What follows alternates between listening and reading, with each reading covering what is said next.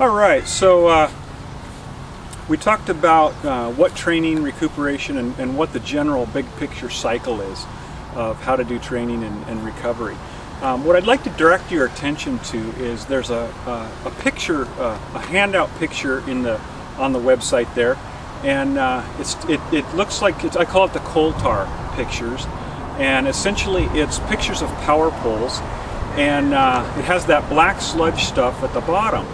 And what I'd like you to do is look at that. That's what certain types of supplements are made out of. And there's no play on words, there's no exaggeration here or anything like that. Literally, some dietary supplements are made out of the coal tar sludge that's left over when they make gasoline.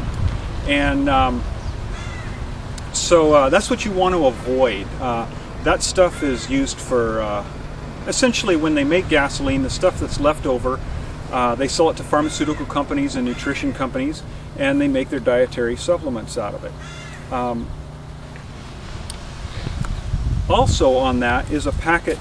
I'd like to direct your attention to this packet that it shows some athletes. A lot of times people think that by exercising that they're going to clean their arteries out, they're going to clean out that cholesterol and so on and so forth.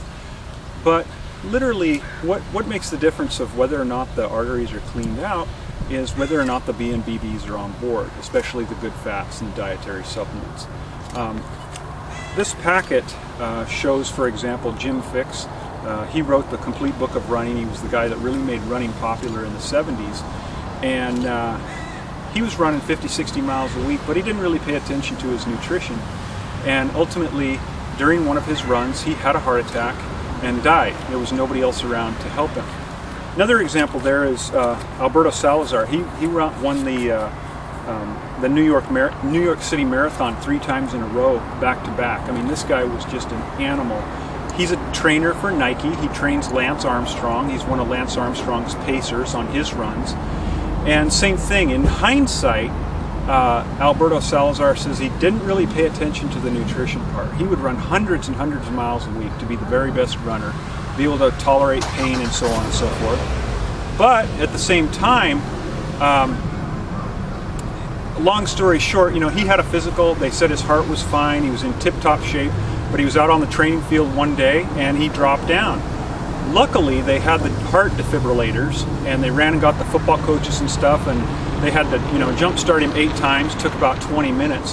Long story short, even though his physical said that he was healthy, his arteries were still 80 to 90% blocked. And here's $1 million tip for you.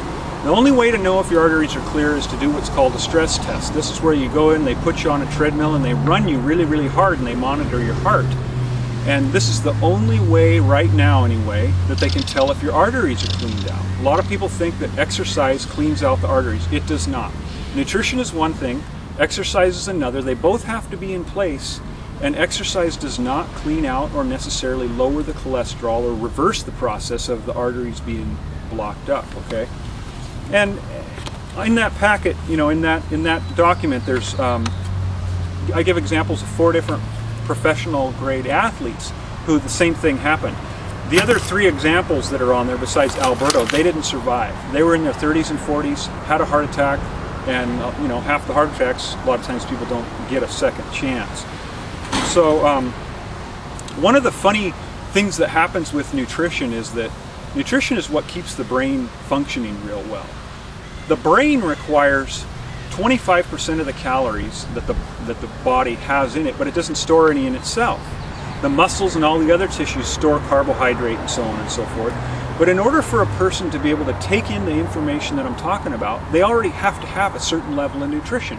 The part of the brain, the frontal lobe of the brain, that's the part for learning and so on and so forth. So once someone gets to a certain point, and I don't know if you've ever tried to help someone and they just don't seem to be taking in the information, it's just a funny dichotomy of nature. So I'm going to talk to you a little bit more about that in the next segment. Essentially, if people don't have enough nutrition, they're not going to be able to take in the information about what would help them.